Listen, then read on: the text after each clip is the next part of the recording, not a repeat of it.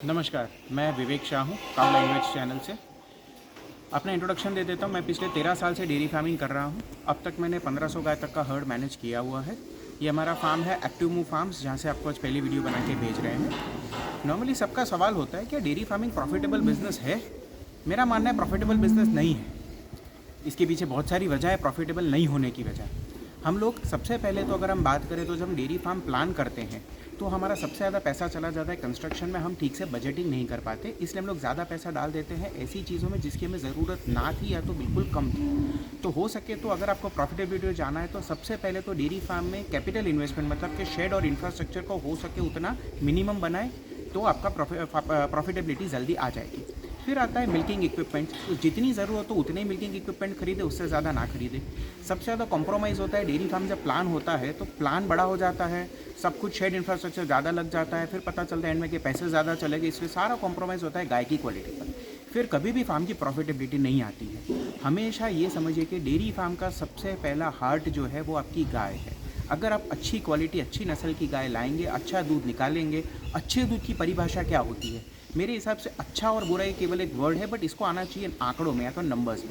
अगर पहले बैच में आपकी गाय 5,500 लीटर से नीचे दूध दे रही है तो आपके फार्म की प्रॉफिटेबिलिटी आना मुश्किल है। बट इसके ऊपर अगर आप जाते और सही मैनेजमेंट करते तो प्रॉफिटेबिलिटी आ सकती है।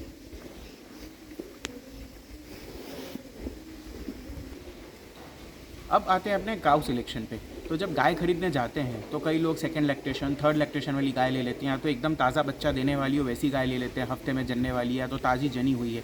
फिर उसको ट्रैवल करके लाते हैं, फिर कहते हैं मेरे पास गाय बची नहीं, डेथ हो गई है, या तो दूध पे जितना सोचा था उतनी चढ़ी नहीं है। गाय को आपके यहाँ लाना चाहिए आइडियली जब वो 6 या 7 महीने की प्रेग्नेंट हो, तब उसे ट्रांसपोर्ट करके आपके फार्म पर लाए, ताकि वो आपके और आपके फीड के अनुकूल सेट हो जाए, आपके वातावरण के भी अनुकूल सेट हो जाए। उसके बाद आप उसके 2-2.5 महीने अपने पास रख के पूरा आपका ट्रांजिशन फीड दे, तब जाके आप उससे दूध की एक्सपेक्टेशन कर सकते हैं। अगला पॉइंट आता है कि काफ रेयरिंग। अब अपने जीरो से शुरू करते हैं तो हम लोग सबसे ज़्यादा काफ रेयरिंग में उसके बॉडी वेट के परसेंटेज के हिसाब से उन्हें दूध देना चाहिए राइट बचपन से। 0 to 90 डेज़ में इसमें गाय समझ लीजिए रूमिनेंट है, तो 0 to 90 डेज़ का जो काफ है उसका रूमेन सिर्फ 90 दिन में तैयार होता है। उसके बाद हम कितनी भी मेहनत करें उसको हम ज़्यादा एक्सप्लॉइट नहीं कर पाते हैं। इसलिए 0 to 90 डेज़ के काफ को बहुत ज़्यादा मेहनत करनी चाहिए। वहाँ पे काफ स्टार्टर और मिल्क, इसके ऊपर हम एक अलग वीडियो बनाएंगे।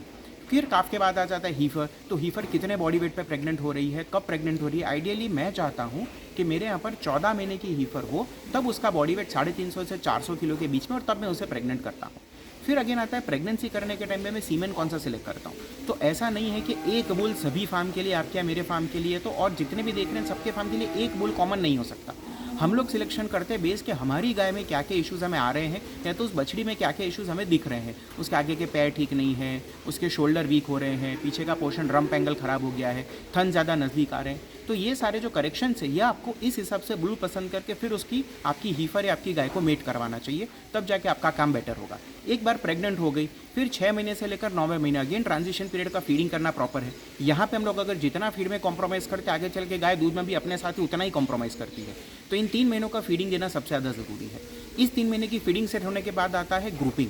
अब आता है ग्रुपिंग कि हम गाय ने बच्चा दिया उसको 0 से 90 दिन के लिए अलग ग्रुप में होना चाहिए, और अगर अच्छे से बात करें तो 0 से 15 दिन उसको अकेले में रखना चाहिए, फिर 15 दिन से 90 दिन उसको सेट करना चाहिए, फिर 90 दिन से अलग ग्रुप होना चाहिए, फिर अलग ग्रुप होना चाहिए।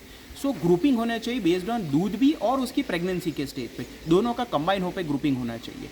ये बेसिक मैनेजमेंट है। फिर आता है कि हम डेटा नहीं रखते, किस गाय ने कितना दूध दिया, हमने कितना फीड दिया, कितना प्रॉफिट आ रहा है, कितना एक्चुअली प्रॉफिट एंड लॉस पर काउ निकालना चाहिए, ताकि हम समझ पाए कि कौन सी गाय का प्रॉफिट है, कौन सी गाय में लॉस आ रहा है। फिर आती है अगली कंप्लेन, सबसे ज़्यादा कंप्लेन जो हमें मिलती है वो गाय प्रेग्नेंट नहीं होती टाइम पर। तो ये आता है आपका ट्रांजिशन, और आपने फ्रेश जब बच्चा दिया तब से लेके क्या केयर की, पहले 15 दिनों में उसको यूट्रस सफाई की, उसको ठीक से कैल्शियम दिया था नहीं दिया था, ये सारी चीज़ें छोटी छोटी चीज़ें, बट इन सबको कलेक्टिवली पालेंगे तभी आप डेयरी फार्म प्रॉफिटेबिलिटी की ओर ले जा सकते हैं। अदरवाइज डेयरी फार्म हमेशा लॉस मेकिंग बिजनेस ही रहेगा।